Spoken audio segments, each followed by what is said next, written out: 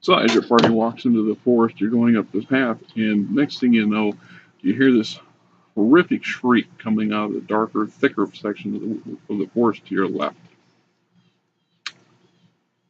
The terrain is rough, the undergrowth is thick, and lots of heavy cobwebs hanging from the branches.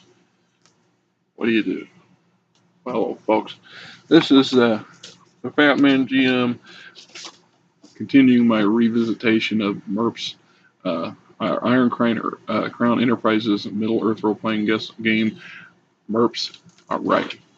Like every game system out there, every good game, especially the hack and slash stuff, we have what we call a GM screen. You know, MERP's is no different. Uh,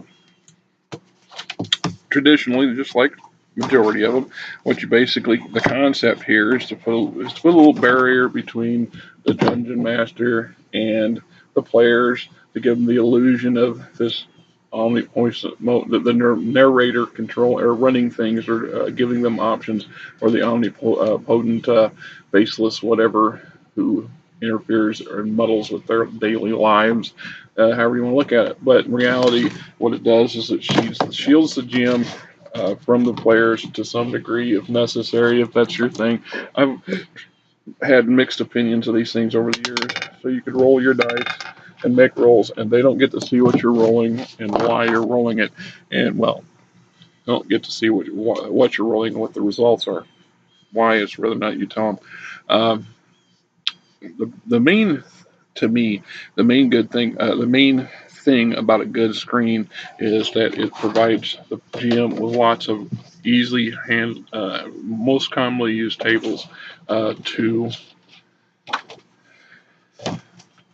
speed up things. So in this case, we got the maneuvering table, we got a weapons attack tables, armor, grappling and unbalancing action table, and then some stuff that's unique to Iron Crown based off of Rollmaster. The Over the years, uh, I would use this, and I have used this a couple times in the MERP game when I ran one. I used to have a Dungeons Masters version, but the problem with the one I had for D&D was, well, it was so old and outdated that there's what 5, 6 versions now. So you know, my original one, which was for 1.0, other than aesthetics, it was pretty. It really didn't do well, and I ended up having to copy and basically cut and paste a few tables and tape it on there, and over time it fell apart. So I never replaced it. On hand, I just learned to photocopy and cut and paste the tables that I needed, and I put them together in my own version, which for me a lot of times is just a notebook.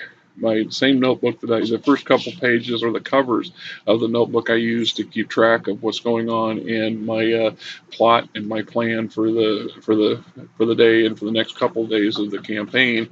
It's just easier that way. It's sitting there. I can grab it and flip it over a page and here you go. And I don't put this huge bulky thing at the front of the table and dominate a piece of table. Now, it was great when you have a large table. I spent a lot of time playing in very cramped locations. If I was to run a game here in my RV, my table here is 2.5 feet by 3 feet wide.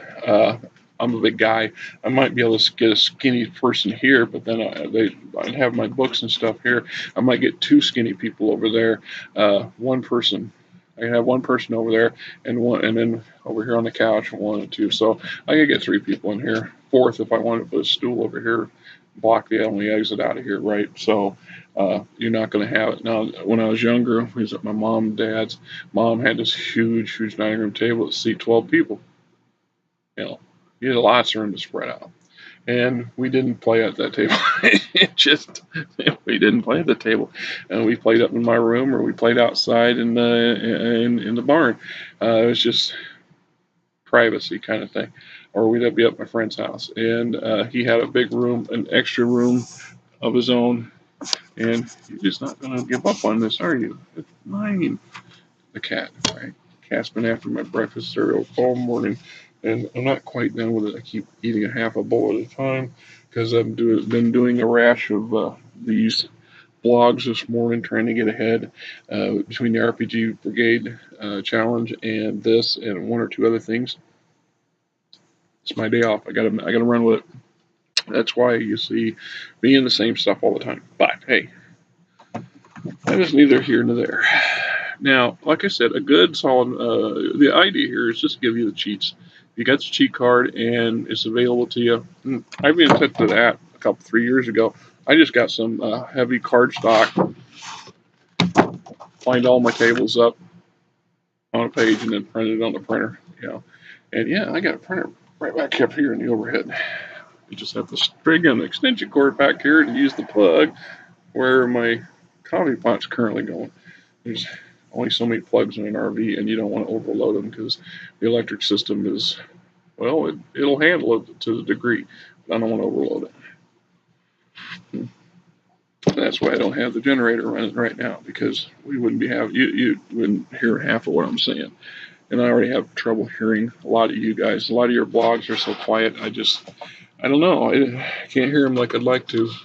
My wife's like, "What are you, deaf or something?" Because I'm sitting here leaning into my laptop, listening to the little speaker. Maybe I need a better speaker one of these days.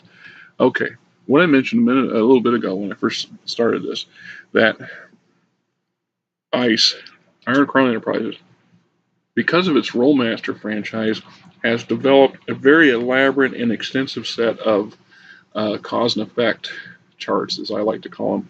When you do something and it goes south, whether you fumble or you get a crit, whatever, and then they give you some creative ways of phrasing it.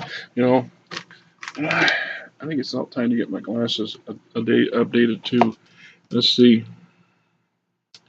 Just looking at disarming and picking, disarming traps and picking locks. A blunder. Picking a lock, your lockpick is broken and stuck in the lock, rendering it unopenable until removed. This requires another roll to pick the lock by someone other than you. Any traps are set off. Absolute failure. You have developed a mental block on this lock or trap will automatically fail on any further attempts to pick or disarm it. There's a 50% chance that any of the traps will be activated. See, I like this sort of stuff. I've always liked this sort of stuff because it throws new elements in there, and you can't blame it on the GM when he sits there and says, "Oh, but you can't just keep making roll after roll." Right? Then here we got, what is this? Interaction influence. Blunder. Your blatant attempt at coercion alienates your audience. They are influenced to do the opposite of what you were attempting to get them to do. Until a change in circumstances occurs, any influence attempts by you will fail. Next, somebody else in the party want to take a swing at convincing these fellows? On the other side of that is absolute success. Not only did you influence your audience, but you receive a plus 50 bonus on influencing them until you do something to cause them to lose confidence in you. Now, that's just those. This particular one came along with a couple inserts, and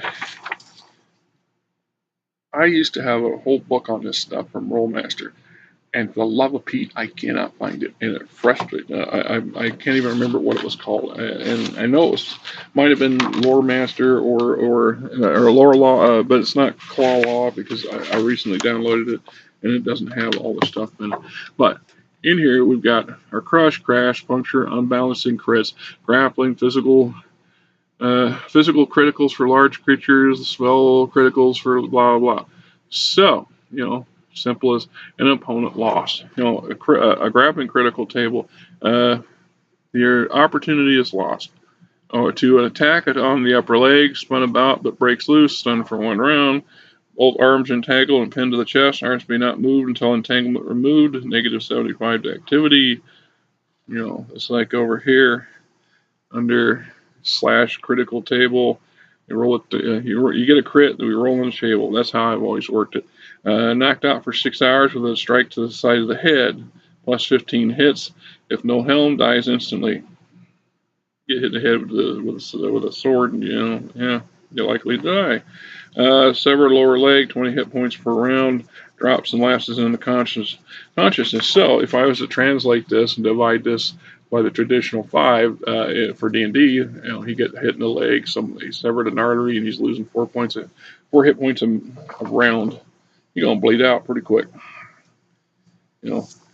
And you always and Fergal, the cleric over here, decided he didn't have any use for that single cantrip that heals 1 hit point. You know, can't save your friend's life if he's bleeding out, but if you had that little spell, you can bring him to 1 hit point and stop the bleeding. Strike through the leg, artery severed, down and unconscious, 12 hits per round. So, roughly 3 minutes, or losing 3 hit points per round. In translation, shot through both ears, hearing impaired, dies instantly. Awesome shot. Stabbed him in the head with a sword, went right through his ears. Still walking around after that. That's one tough hombre. Right? Like I said, I could read these things. I could read these things all day, and that's one of the additions I liked about this particular, uh, you know, screen. And like I said, any good screen is going to have what you need as a GM, and sometimes you need to tweak them to do what you need them to do. This is why a lot of experienced GMs, if they do use these things, you'll look at them, and on the inside, instead of having the traditional what have you that they have, they've taken and they've altered them and added material for themselves. Meanwhile, beautiful artwork, right? There you go, folks. The Middle Earth role-playing game, Gamers Combat Screen.